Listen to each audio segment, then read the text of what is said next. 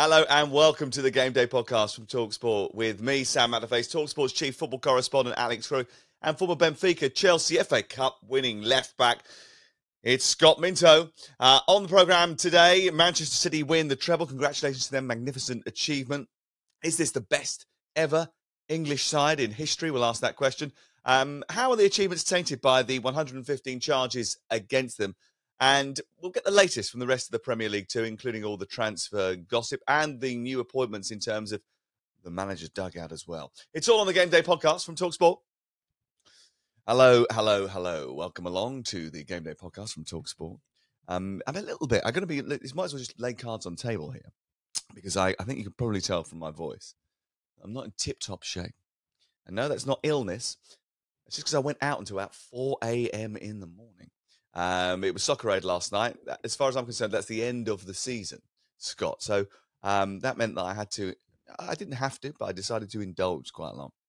And then I woke up this morning, realised I had to do a podcast and panicked just a little bit. I think you do have to, Sam. I think you should celebrate the end of the season. And what better way to celebrate the end of the season than having a few drinks in a very late night? You may be feeling the pain right now, and maybe you deserve to be feeling the pain right now, but we all have to go through it. We've all been there, Sam. We'll hold your hand through the show if need be. I was partying last night with England legend, goal scorer in the European Championship final, Ella Toone, and a fella last night. What a lovely, lovely person she is, by the way. We had a good old chat. Scholesy, who pulled his groin during the Soccer Aid, just sat down at a table and parted that way through the evening. But not a bad cameo, I thought, from Scholesy yesterday. Came off the bench at half-time, played 10 minutes, turned the game on its head, and then hobbled off. Brilliant. What more could you do? There were a few bumps and bruises, weren't there? Usain Bolt hobbled off as well. What was that? A torn hamstring. It was an interesting game, shall we say? Michael Dawson came off the bench at half-time. He only lasted about 15 minutes as well. He pulled his hamstring within about after his first tackle. Oh dear. Right, okay, let's get on with it, because it was a huge weekend this weekend for Manchester City. They've become the second English side to win a treble. They've beaten Inter Milan in the Champions League final. I suppose the question now is, how good are they? Manchester City 1, Inter Milan 0. Crook's just got back from Istanbul. City becoming the second English side to complete a treble. Pep becomes the only manager to do a treble twice, having done it with Barcelona in 2008-9, and now with Manchester City. And although, look, it wasn't the greatest game of football that you'll ever see, it was a magnificent achievement. And first of all, Scott, we should pay tribute to that, because winning the treble, I know there's a lot of sort of discussion about the money that's been spent and the 115 charges by the Premier League, but just to separate the politics from the football for a second, it's an amazing thing to do to win 3 trophies in one season. Do you know what, Sam? And you're right to separate it. So let's talk about the football side. Look, I don't know if I need to go over again what I think about Pep Guardiola and the manager of the years. And I think we'll look back at, and again, it's all very subjective, but for me, he will be seen as the best manager ever. For him to do that with Barcelona, and then again to Manchester City, for Karl-Heinz Rummenigge to have said, look, he hasn't won the treble like Jupp Heynckes did, but he's improved Bayern Munich. I think it's just sensational. And I'm listening to talkSPORT on the radio this morning and hearing that the odds of doing the treble again are 14-1. I mean, we're almost taking this Manchester City team for granted, because to win the treble, as Crookie well knows, it's only ever been done once before. It's just incredibly difficult to get your mind right for the right end of the season. 1, to put yourself into that position for the treble, and then 2, to see it out as well. Wasn't a great performance. I wasn't, overly impressed with them, how they played, but it doesn't matter. It's a European final. I don't think we had a good European final, did we, out of the 3 of them? It was about finding a way to win, and this was a different layer to them. And they found a way to win against what was a very stubborn Inter side. Yeah, and they had chances as well to get on the score sheet, especially late in the game, and we'll talk about that a little bit later on. But Crook, a treble is important. Doing it is historic for the club, Manchester City. Obviously, it's not the first time it's been done. Manchester City, obviously second behind Manchester United in that. In terms of what it was like being at the arena itself and watching the celebrations after, what was the feeling amongst Pep Guardiola, his players, straight after the game?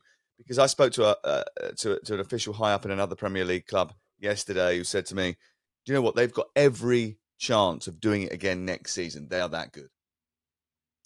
Yeah, and I think for that reason, maybe their celebrations weren't quite as exuberant as United in '99, maybe with the exception of Jack Grealish. A lot of the City players seem to be taking it in their stride. I think the feel amongst the fans was relief more than joy, because this European Cup has become an issue for them. They've had opportunities to win it and fallen short. And I think when you look to the team selection, actually, it won't matter now. But I do think Pep made a mistake by not starting Kyle Walker. I do think that affected Manchester City's performance. Nobody will talk about it because ultimately they won the game, but they were very fortunate. Did he have a slight injury? I heard he had a slight injury.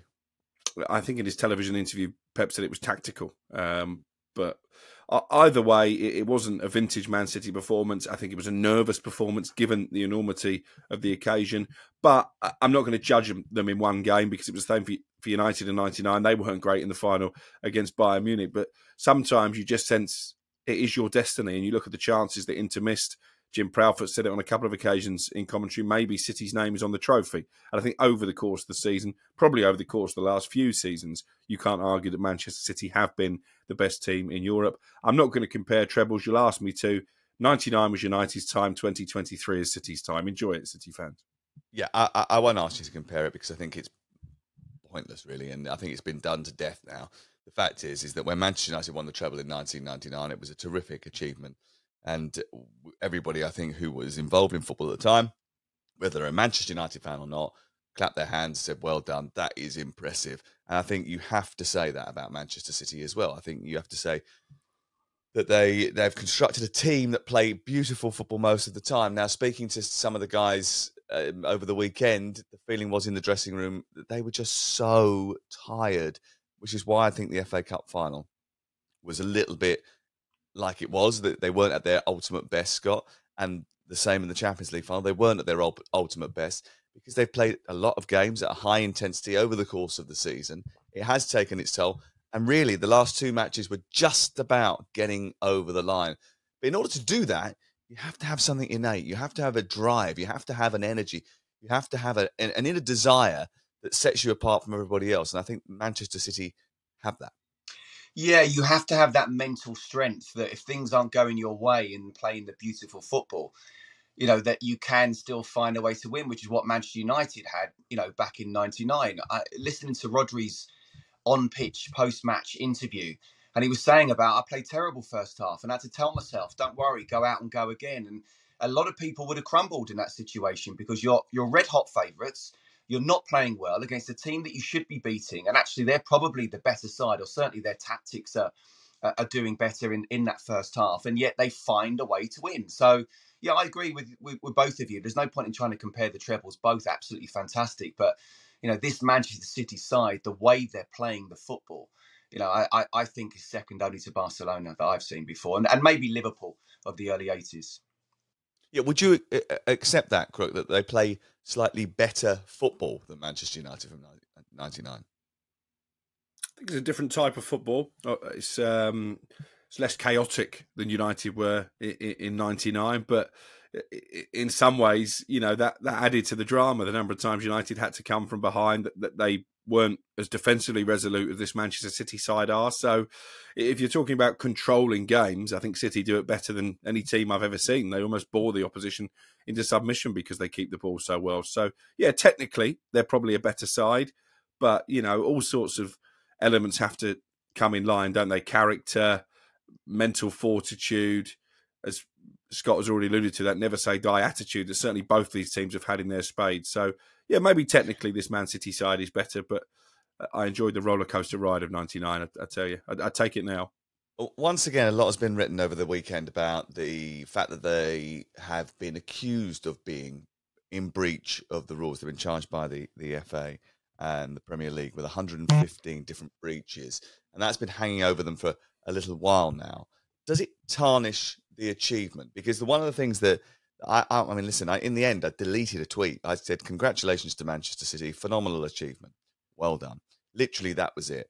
and the amount of response about 115 charges, the fact that they'd broken the rules, even though they're still unproven that. I mean, they've been charged, but it hasn't gone through the full process yet. The vitriol from other fans was quite.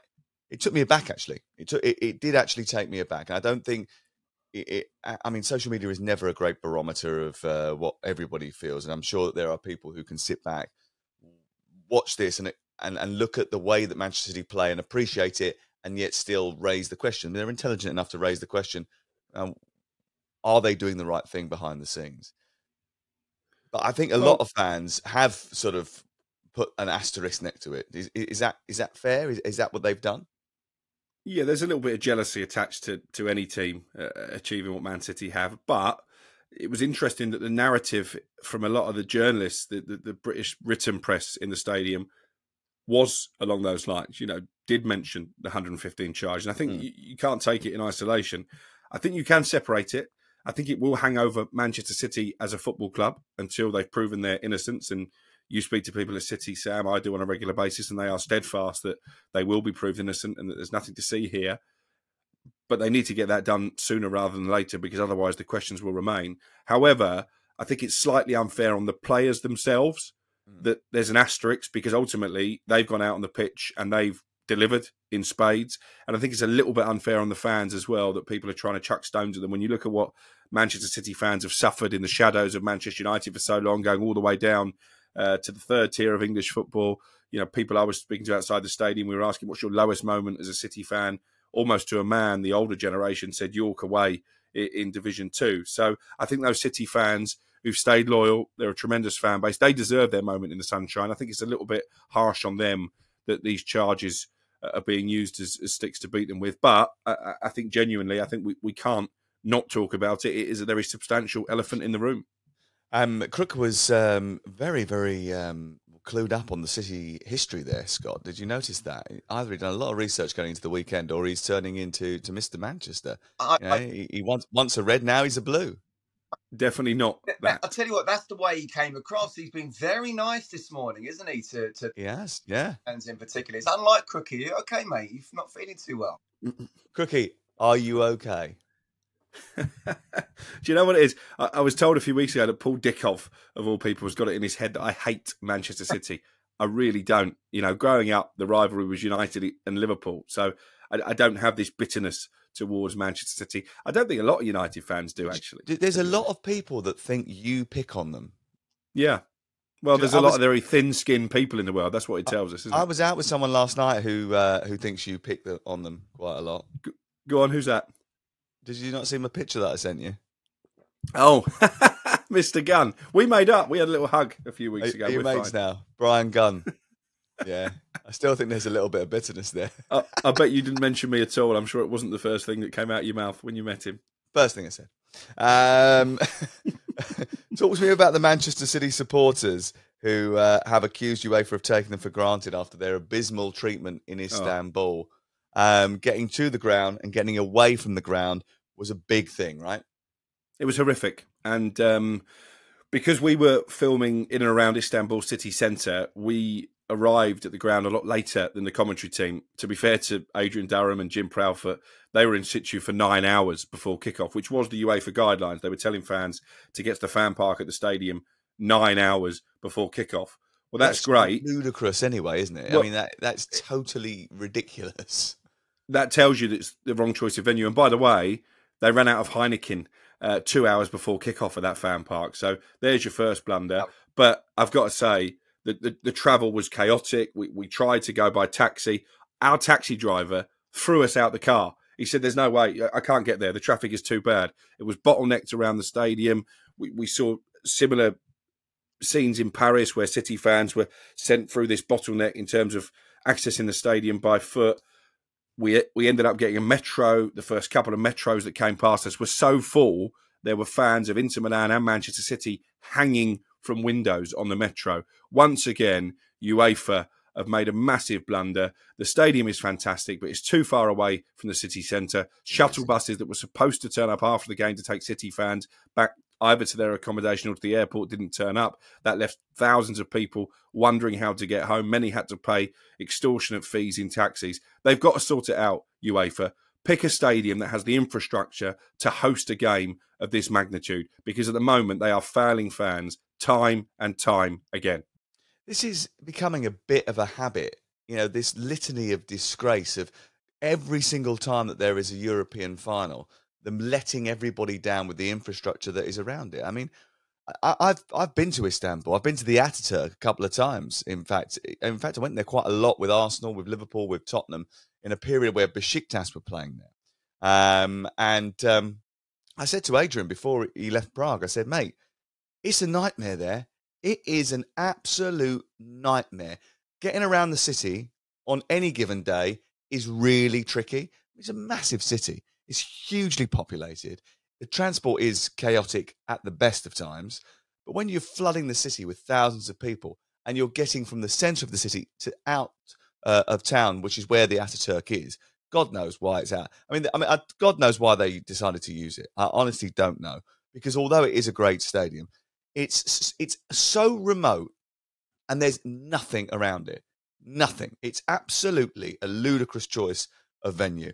I just don't understand why UEFA are continually putting themselves in a situation where they're going to get beaten up by people who are saying they can't organise the logistics, which they can't. I mean, the situation has to change for the next Champions League final. The Conference League final next year is in Dublin. Already trying to get a hotel room in Dublin is ludicrous. The cost has gone through the roof. It's becoming a little bit of a situation where it's almost like a cartel, where cities bid for these great events, and then everyone hikes up their prices. Nobody does what they're supposed to do in terms of transport and logistics, and we end up with a massive mess. And do you know what? We've gotten away with it so far. We have gotten away with it so far. But what happens when there's a proper disaster? What happens then? Who's going to be culpable for that? Get your act in order now. The City fans and the Inter fans deserve an enormous amount of credit. I was stressed trying to get to the stadium. Our cameraman will testify for that. They must have been stressed as well, but they behaved impeccably in the face of quite testing circumstances. Which is good, but it shouldn't be that situation. No, and I'll just echo what Crookie's just said, because that's pretty much what I was going to say. Look, Sam, I saw you in Prague, and you got a less than 20,000 seater stadium where there's 22,000 West Ham fans at the fan park, and they hold 60,000 at London Stadium. What happened last year in Paris absolutely got away with it. There's no way this should be happening here when it could easily be foreseen. You're telling Adrian, a few days before, watch out, there's going to be a nightmare. How do UEFA not know this? One, absolutely relying on the goodwill of the fans, and there being no arguments there between the two. And that's great to hear Crookie saying that. And two, it is going to take a disaster for this to change. And that in itself, people should be held culpable to the highest order.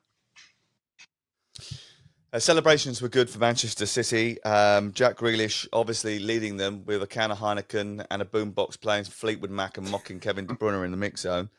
It doesn't get better than that, does it? I mean, look, for all of their modernity and their amazing sort of development as a football team, Jack Grealish is about the biggest throwback footballer that history has seen. I mean, arguably, you're sort of scratching your head. How has he won the Champions League? But how good is it that he's won the Champions League? Because this guy is so relatable to every single football fan. Yeah. And the fact is that when you see him enjoying the fruits of his labour, he's been brilliant this season, by the way. I think he's been at his best season ever this campaign. When you see him enjoying it in the way that you would enjoy it or I would enjoy it, I think it's heartwarming, and I think it gives a real connection back to the fans. Yeah, I agree with that. And I think even neutral fans, obviously, there's histrionics sometimes with Jack Grealish, but even neutral fans would have been smiling watching our footage of him with that boombox and his Heineken in hand. John Stones went through the mix zone just before him, actually, and we tried to grab a chat with him. He said, look, guys, I'm about to have my first beer in 11 months. And I thought, well, Jack Grealish is having his first beer in about 11 minutes.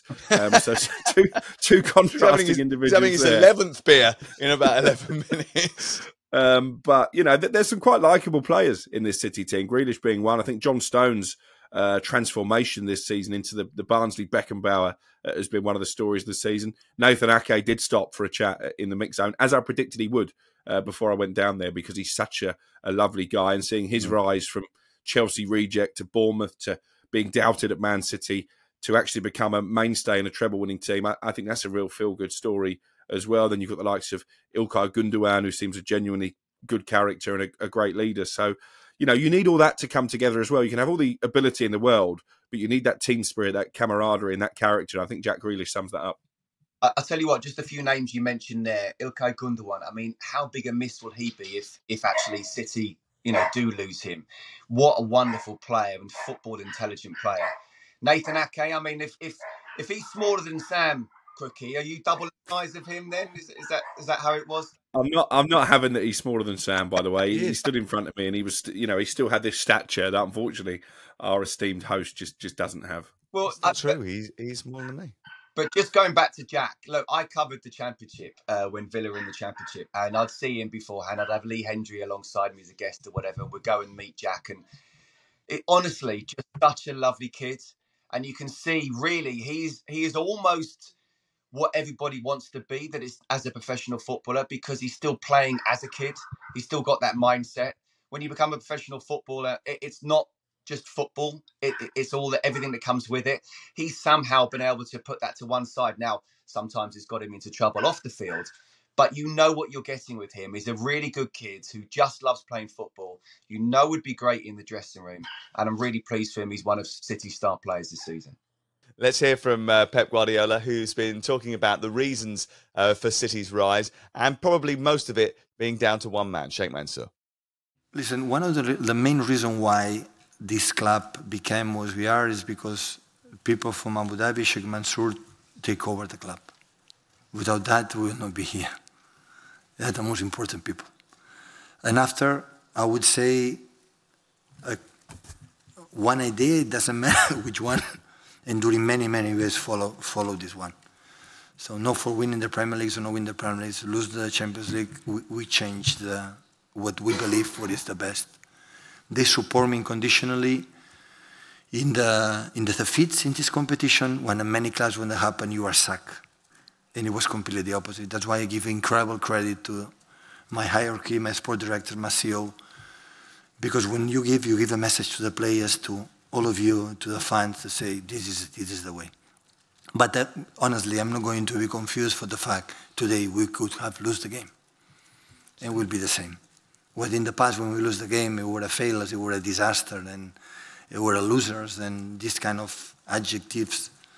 So we are the same, absolutely people. This year, it was written in the stars, so this year, Manchester City must win. And of course, win Bayern Munich, Real Madrid, and Inter Milan is because we deserve it.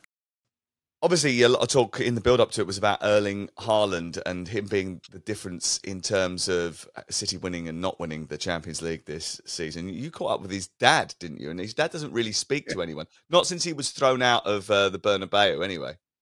That was really surreal. We were actually out to investigate, you know, the issues City fans were having getting into the game. So we were walking towards the main entrance. And I said to our cameraman, that's Erling's dad. And he went, no, it's just a guy with a Haaland shirt on. I said, no, that's definitely Alfie. And he was just sat on the steps, minding his own business, I think with Haaland's girlfriend, smoking a cigar, even before the game. So he was in quite a relaxed mood. And I said, Alfie, any chance of a word for talkSPORT? And he said, does Simon Jordan still think Erling's underrated? I said, don't listen to anything Simon says. Anyway, he did it. And then he spotted the camera. He said, this is on film? I said, yeah, but don't worry, just ignore it. It's in the background. And at the end of it, he said, you got me there because I've not spoken to anybody else. And it was a really nice chat just about how proud he was of his boy. Are you sure it was Erling's dad? It wasn't just some random, was it? Did you verify? He's quite a distinctive character. Did you reverse Google the pictures? Because I'm slightly worried that you've just got some bloke with blonde hair. And glasses. And a Norwegian stroke Manchester accent. No, it was definitely him. But yeah, Did you have a cigar with him in the end? I didn't. I politely said, enjoy your evening, and made my way off. I was very grateful he spoke to us because you say he's become very media shy, hasn't he, since Erling arrived in England? Absolutely. He's been very good sort of behind the scenes, sort of filling us in on different bits and pieces, but not very good at that, sort of sitting in front of a camera or a microphone. Although he did once send us a voice note when everyone was getting in a sort of knickers in a twist about whether or not you should call him Erling Haaland or Erling Haaland. And he just shouted down the phone, "It's Haaland!" That was it. So ever since then, funnily enough, we've just been calling him Haaland. A word on Inter, arguably the better side at times during that match, and you know, getting chances that I don't think many people got. Maybe not the better side. I think maybe I think you should just say they played above themselves. They were brilliant in comparison to what everybody thought that they were going to be. I must admit, I did a piece earlier in the sort of build up to the game saying, look, if you think that Manchester City are going to turn up to this game and it's a foregone conclusion, you're mistaken. This team have a plan. They will keep it very tight. And I actually said, I remember doing the preview piece saying, I think by the time we get to 60 minutes, this will still be a match. That, you know, Manchester City, I think, will go on and win it, but by 60 minutes, it will still be very, very tight. And it took that long for Manchester City to break them down. They didn't have too many chances in the match, Manchester City. But when the chances did come for Inter Milan, Scott, my word, did they fluff their lines. And Lukaku in a major game again was a huge part of that. Yeah, look, first of all, we've got to give a lot of credit to Inter. And I do think sometimes there is a little bit of snobbery about the Premier League. Credit to Inzaghi, because the tactics absolutely spot on. City were a little bit nervous, but the tactics were spot on. And then the chances at the end. I mean, there's nothing the manager can do about that. If he was playing, he would have stuck it in the back of the net. And it's not even so much the missed chance for Lukaku, because I could see what he was trying to do, sort of power it in. And very easy for me to say he should be guiding it into the sort of inside of the side netting. But it's more just the fact that he wasn't picked. You know, he was the guy to come on off the bench rather than starting. And that tells me, from a Chelsea point of view, I'm interested to see what's going to happen with him. But my goodness me, he's not had the storming season that you'd expect for Chelsea fans to say, this is our striker, let's go again. They'll be praying, won't they? They'll be praying that he's one who the people in Saudi Arabia fancy, because otherwise they're in big trouble, Chelsea. They've got this player who cost an awful lot of money. He's got, 3 years left on his contract. He's their top earner. On that performance, you wouldn't touch him with a barge pole. I've got to say, I thought he was awful. He's had fitness problems all season. He came to sort of form towards the end of the campaign. But I mean, it just summed up, I think, that cameo performance on Saturday night just summed up the season that he's had, which is missing chances, and just didn't look... He looked out of place. I mean, when the ball came into the penalty area for the DiMarco chance and he ends up clearing it. I mean, you're literally, your head is in your hands saying, get out of the way. Just get out of the way. Yeah. What are you doing? And listen, we can sit here from the sidelines quite easily and say that. And in the chaotic moment, the instantaneous second where that ball drops, that is not an easy thing to do. But I think it is just a tale of his luck that he just found himself in the wrong position. He didn't get set for the header, and he just didn't look on top form on Saturday night, which is a real issue for him. But they have got a bad situation themselves, in terms of financially. They've got a very unpopular owner. They've had a couple of seasons where they've sold their best players. They'll probably have to cash in on one or two again next season, and it'd be interesting to see what happens, because I think that side will end up getting broken up. A final one on Lukaku. You're right about the luck, but when you're in the zone, when you're playing really well, when you're in form, you know what's around you, and you kind of instinctively know to get out the way, or you're not going to make it. There's someone behind you, get out the way, and that's where Lukaku is. Sorry, Crick, you're gone. No, the point Sam made there about the team being broken up, I mean, I think it's common knowledge that Lautaro Martinez will be sold. Chelsea, ironically, one of the clubs looking at him, Real Madrid as well. Onana has suitors in the Premier League and beyond. I thought he had a really good game, underlining himself as one of the best keepers in Europe. And that's why, going through the mix zone, I saw Simone Inzaghi. He was gutted and he was devastated, because he knew, I mean, you sort of sat on the fence, Sam. I think Inter were the better team over 90 minutes, and maybe that surprised him. But City know that they're going to be competing. He knows it was a chance. Cups. Yeah, because City are going to be there again. Inter, probably not, are they? No, not for a little while. It's been 13 years since their last Champions League final. It may have to wait similar sort of time again. Manchester City, the treble champions, they're on their parade this Monday night. And when they come back in July or whatever, before the start of next season, they'll be favourites to win everything again, I would have thought. But how are other teams going to compete with them? What are they going to do to try and give themselves a power up? Let's find out as we get into all the transfer news and managerial ongoings. Well, Arsenal finally tied down Saliba to a new deal. What's the latest on their big acquisition for Declan Rice, Crook? Yeah, we're expecting that to ramp up. I've been quite steadfast on this, despite the interest from BeIN that Arsenal are Declan Rice's preferred destination. I think it's going to come down to money. Jim White revealed a couple of weeks ago that West Ham are looking for 100 million up front, rising to 120. That's more than Arsenal would usually pay, and I think their initial offer will be a lot less than that. I can see them maybe coming in at 80 with the potential to get up to 100 with add-ons. But I think this one probably will happen. It's going to be a midfield revamp for Arsenal. Granit Xhaka on his way probably to Bayer Leverkusen. And it's fascinating because if we'd sat here a year ago, at that time, we didn't expect Arsenal to be top 4 contenders, let alone challenging for the title, and said, Declan Rice has got his heart set on a move to Arsenal. We might have thought he was slightly mad when you look at the calibre of other clubs in the Premier League. Well, it's interesting you say that because a former Premier League manager said to me the other week, why is he going to Arsenal after they've had one good season? Are they going to have a season like this again? Have we just seen the rebirth of Arsenal and they're now going to be title contenders going forward? Or is he maybe making a slight mistake here, deciding to go to a club that are probably going to be fighting for a top 4 for the foreseeable future, Scott? What do you think? No, look, I mean, I've got a question for Crookie, actually, before I sort of answer that. But why not Manchester United? Why aren't they coming in for him? Because they don't know who the owner is and they haven't got any money at this moment in time. Because until that situation is sorted, they cannot spend the kind of levels of cash that they need to spend in order to get Declan Rice over the line. They definitely want a striker as well, and they want another centre-half. So in order to be able to do all of those deals, they've got to get this takeover, which is not going to be a takeover. It's going to be a huge investment by Jim Ratcliffe, I think, over the line. But this is Manchester United we're talking about.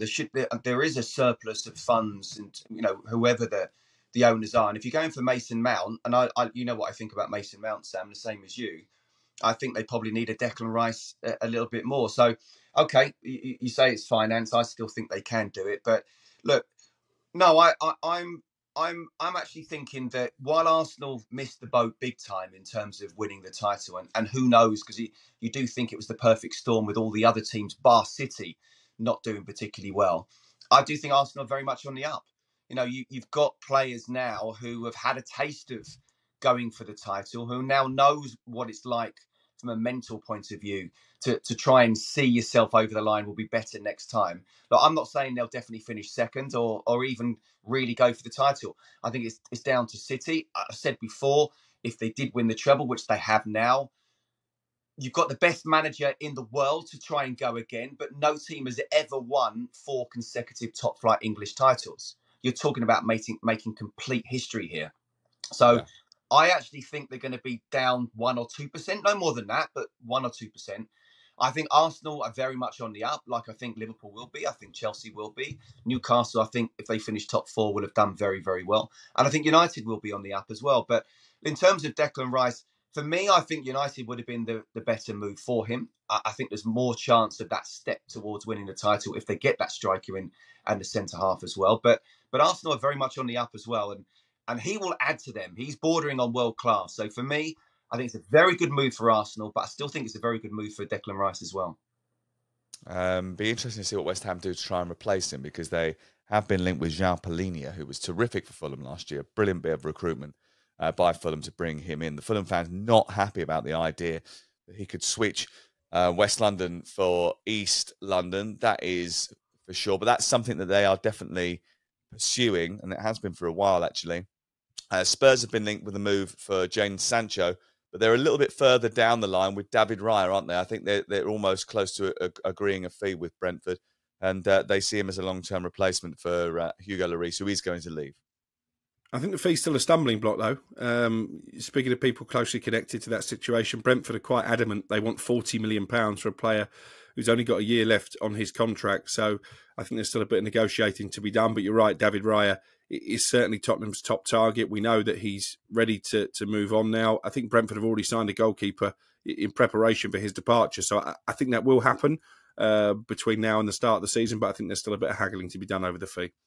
What's the situation with Yuri Tielemans? Good move for him? I think so. I mean, if I was a Leicester fan, I'd feel let down by Tielemans this season because I think he gave up. You know, he knew he was leaving. He let his contract run down. Didn't look particularly fit.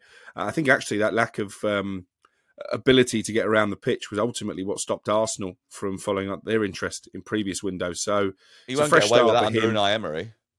Well, on a free transfer, it's almost a no-brainer for Aston Villa, and I think they will get a more motivated Yuri Tielemans. Interestingly, I was told they'd held positive talks with Alex Oxlade-Chamberlain as well over a free transfer from Liverpool, so maybe that's one to keep an eye on. Yeah, it'd be interesting to see where he goes next because his career has sort of stumbled and sort of stuttered, really, hasn't it, over the last few years? Injuries have really affected him quite badly. James Maddison, Newcastle and Tottenham leading the charge for him. It's not the only Leicester player that Newcastle are interested in. It means they're also looking at Harvey Barnes as well, as far as I understand it. Is that how you see it, Crook? Yeah, although again, there's budgetary issues there. I think the Daily Mail ran a piece, Craig Hope, very well connected, at the end of last week, saying they'd only spend 75 million, which is kind of what we've been saying for a while. I think people expect now they're in the Champions League, they've got the Saudi cash, they're going to go out and spend £250 million in a window. That's not the business model.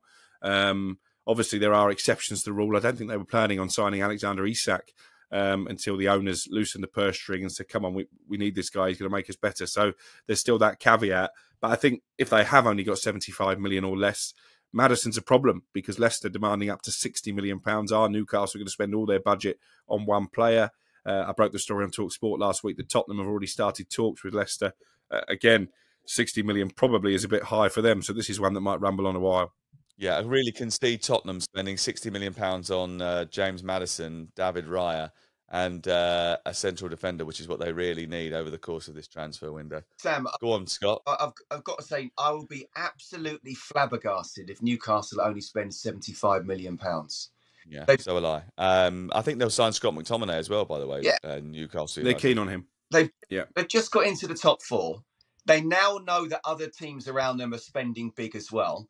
This is their opportunity to really kick on. And if they only spend £70 million, or if they don't spend a lot and they finish outside the top four, who knows when they're going to be in the top four again? Or what should I say?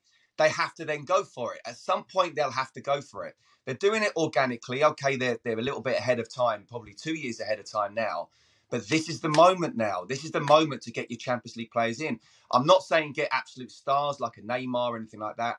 But you have to now readdress it and say, look, we've got a real chance here. We need to stay in the top four. We're offering Champions League football. And who knows, in a year or two, we can go in for the title itself.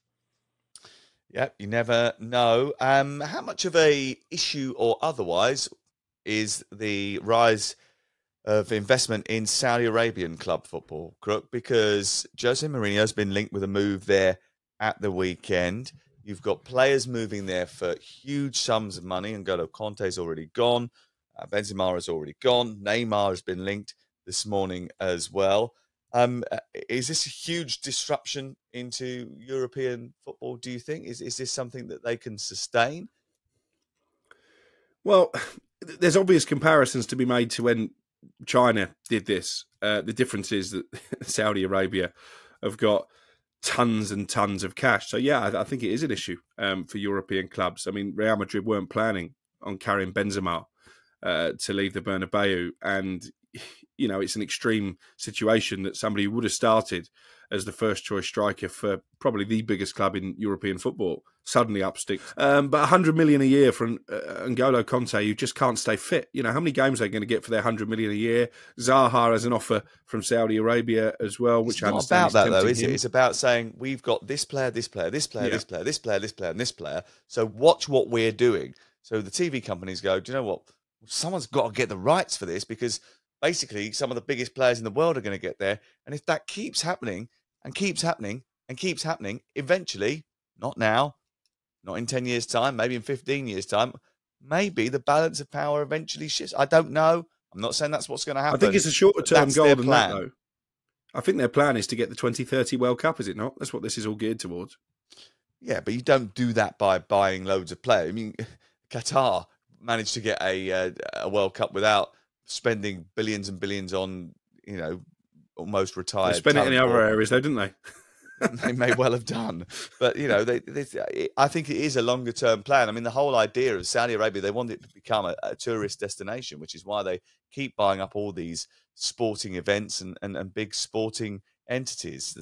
That is the plan. So it's amazing in the amount of money. I mean, there is a huge amount. That public investment fund has got a huge amount of money to spend on acquiring sports rights, different sorts of entertainment entities in order to try and, I suppose, secure the future of Saudi Arabia when the oil runs out. I mean, I don't know how long the oil's going to be around for, but it is a sort of economic model, isn't it? They're trying to ensure that they've got a place in the world, a seat at the top table. Once in 100 years' time or whatever it is, the oil does disappear. Yeah, no, and I think Qatar have been trying to do the same as well, haven't they? As you kind of mentioned. And look, I think the 2030 World Cup is definitely within their sights, and one of the reasons why they're doing it the here and now. But yeah, they don't want to rely on their oil. I mean, I heard someone say the other day they're worth 650 billion. So I'd suggest they've probably got a good few years ahead of relying on the oil. But, you know, nothing lasts forever. So why not try and, you know, plant some seeds elsewhere? That's exactly what they're trying to do. Can it become the new sort of Premier League? Well, it's very, very, very, very doubtful.